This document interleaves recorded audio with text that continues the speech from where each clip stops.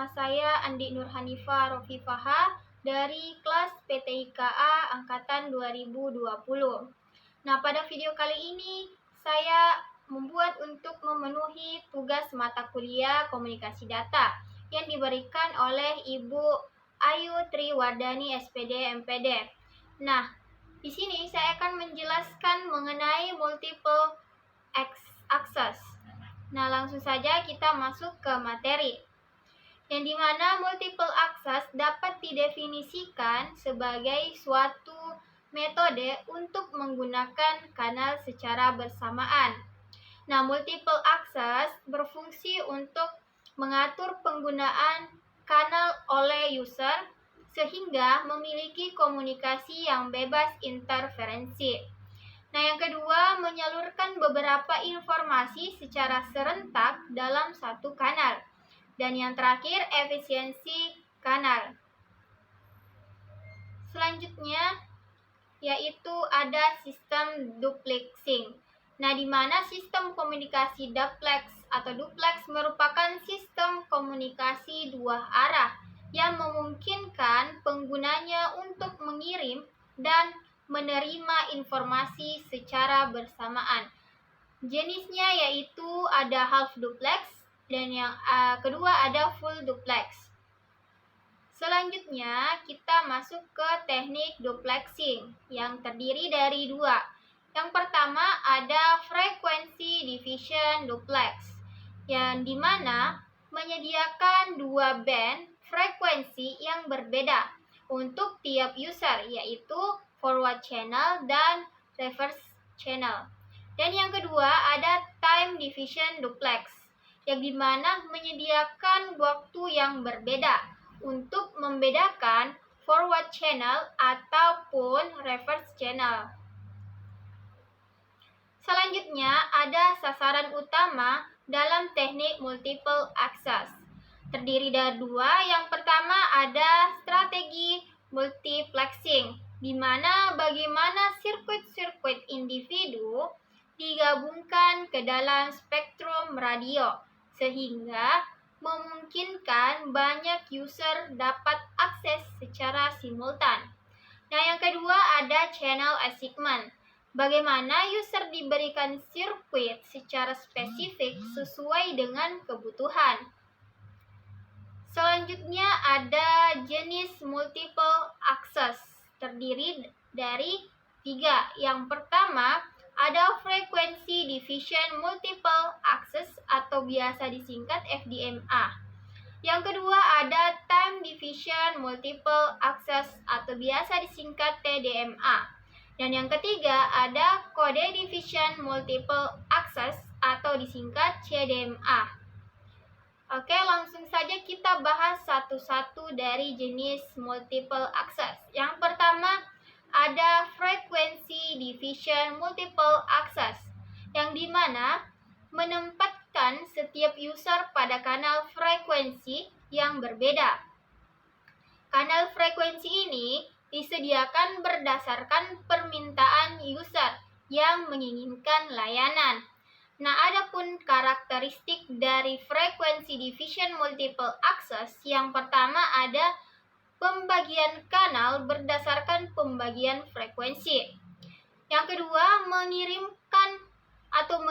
pengiriman dan penerimaan informasi berlangsung dalam waktu yang bersamaan. Dan yang ketiga, frekuensi division multi access mempunyai bandwidth yang lebih sempit atau kurang lebih 30 kHz. Yang keempat ada lower transmission overhead. Yang kelima, proses handoff cukup kompleks. Dan yang keenam, tidak fleksibel terhadap layanan-layanan baru. Kontrol channel terletak di frekuensi 1 untuk menghandle pemutusan hubungan. Dan yang terakhir, bersifat continuous transmission. Nah, adapun gambar pada PPT tersebut. Selanjutnya, adapun aplikasi sistem frekuensi division multiple access terdiri dari 5, yang dimana contoh aplikasi frekuensi division multiple access adalah MPS atau Advanced Mobile Phone Service. dan AMPS ini merupakan standar Amerika Utara, menggunakan dua band frekuensi masing-masing 25 MHz. Dan komunikasi dari MS ke BTS atau reverse link menggunakan frekuensi 824 sampai 849 MHz. Kemudian komunikasi dari BTS ke MS atau forward link menggunakan frekuensi 869 sampai 894 MHz. Dan yang terakhir, setiap kanal mempunyai bandwidth sebesar 30 kHz. Selanjutnya kita bahas tentang time division multiple access, di mana sistem time division multiple access membagi kanalnya menjadi beberapa time slot. Satu time slot digunakan oleh satu user untuk mengirimkan informasi maupun untuk menerima. Nah, adapun karakteristik dari time division multiple access yaitu alokasi kanal berdasarkan time slot. Kemudian, menggunakan satu frekuensi carrier yang sama pada banyak user. Tiap user dibedakan dari time slot. Nah, kemudian jumlah time slot per frame tergantung banyak hal, diantaranya teknik modulasi, available bandwidth, dan lain sebagainya. Kemudian ada data transmission yang bersifat bulk transmission. Kemudian proses handoff menjadi lebih sederhana dibandingkan frekuensi division multiple access. Nah, kemudian memerlukan bit-bit sinkronisasi. Dan yang terakhir, alokasi slot bagi user bisa beragam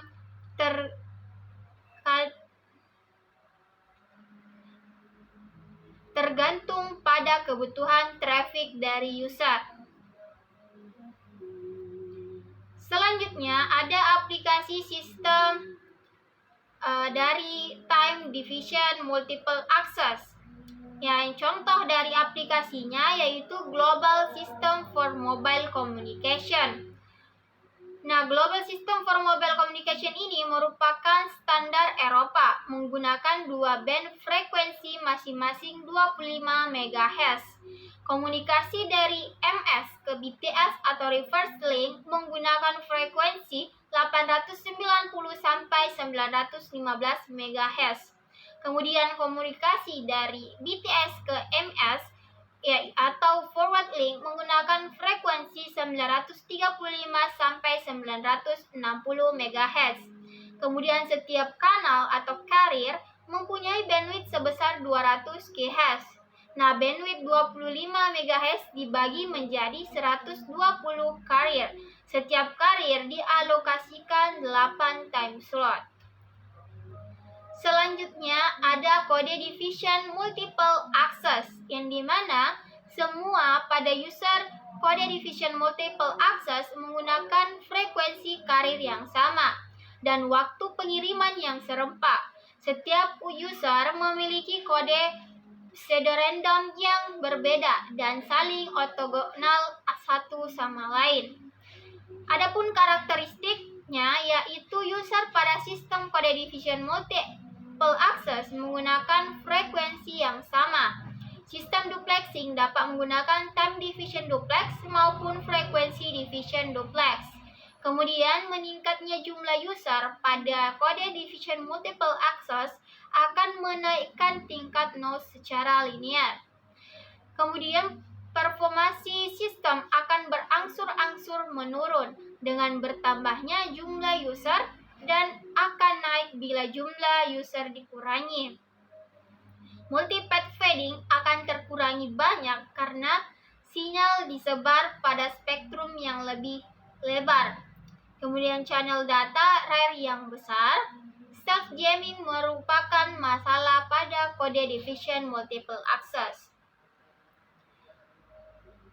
Kemudian ada multiple access SANDI, di mana dalam kode division multiple access setiap pengguna menggunakan frekuensi yang sama dalam waktu bersamaan tetapi menggunakan sandi unik yang saling ortogonal. Sandi-sandi ini membedakan antara pengguna satu dengan pengguna yang lain. Nah, pada jumlah pengguna yang besar dalam bidang frekuensi yang diberikan akan ada banyak sinyal dari pengguna, sehingga interferensi akan meningkat. Kondisi ini akan menurunkan unjuk kerja sistem. Nah, ini berarti kapasitas dan kualitas sistem dibatasi oleh daya interferensi yang timbul pada lebar bidang frekuensi yang digunakan. Selanjutnya, adapun kekurangan dan keuntungan dari multiple access. Nah, kekurangannya, penggunaan multiple access memerlukan teknologi yang lebih kompleks dan mahal.